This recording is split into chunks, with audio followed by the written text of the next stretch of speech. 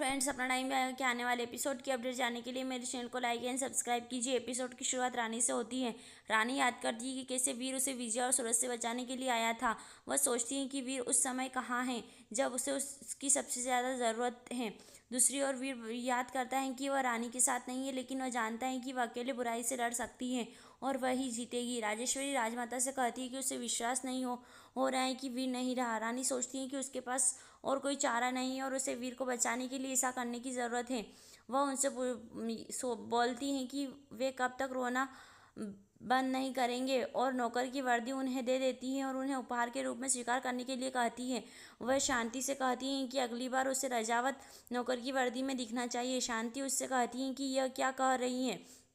विजया वहाँ आती है। रानी शांति से कहती हैं कि उन्हें तो खुश होना चाहिए क्योंकि रजावत की इच्छा अब से नौकरों के रूप में काम करेगी। विजया शांति से रानी के आदेशों का पालन करने के लिए कहती हैं। शांति राजेश्वरी से माफ़ी मांगती है और उसे वर्दी देती हैं। राजेश्वरी ने वर्दी फेंक दी। रानी उससे कहती हैं कि रानी को उसके आदेश का पालन करना चाहिए। विक्रम उससे बताता है कि वह राजेश्वरी से इस स्वर में बात नहीं कर सकती। रानी सोचती है कि उसे इस तरह का व्यवहार करने के लिए मजबूर किया जा रहा है, लेकिन वह इसके बारे में उन्हें नहीं बता सकती।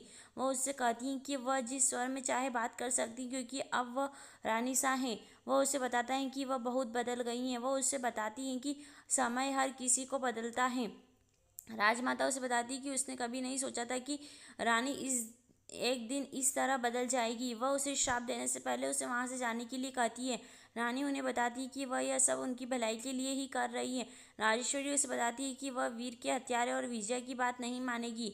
विजय के गुंडे रजावत के मोबाइल छीन लेते हैं। विजय उन्हें बताती हैं कि अगर उन्हें वीर का अस्थि कलश चाहिए तो उन्हें उनके आदेश का पालन करना होगा। राजेश्वरी उससे पूछती हैं कि वह वीर का अंतिम संस्कार उसके बिना कैसे कर सकती हैं और रोती हैं। विजया उसे अतीत के बारे में बात नहीं करने के लिए कहती हैं। रानी सोचती हैं कि वह अब यह सब नहीं देख सकती और वहाँ से चली जाती हैं। दूसरी तरफ सूरज वीर को जूस पीने के लिए मजबूर करता है और वह उसे बताता है कि उसे संपत्ति के कागजात मिलने तक रहने की ज़रूरत है। वीर उसे बताता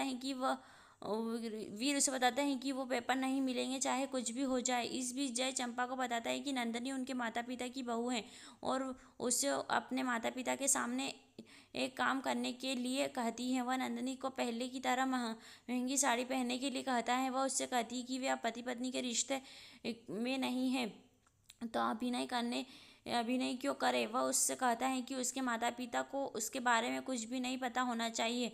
मौसा जी और पिंकू महल पहुंचते हैं। रजावत को वर्दी में देखकर विजया मुस्कुराती है। वह राजेश्वरी का मजाक उड़ाती है और अन्य नौकरों को महल छोड़ने के लिए कहती हैं। रानी रजावत से कहती हैं कि उन्हें यह क्या काम करना चाहिए। विजया खुद से कहती हैं कि उसे दोबारा यह सब देखने का मौका नहीं मिलेगा। रानी भगवान से उसकी मदद करने की प्रार्थना करती हैं। यही एपिसोड समाप्त होता है।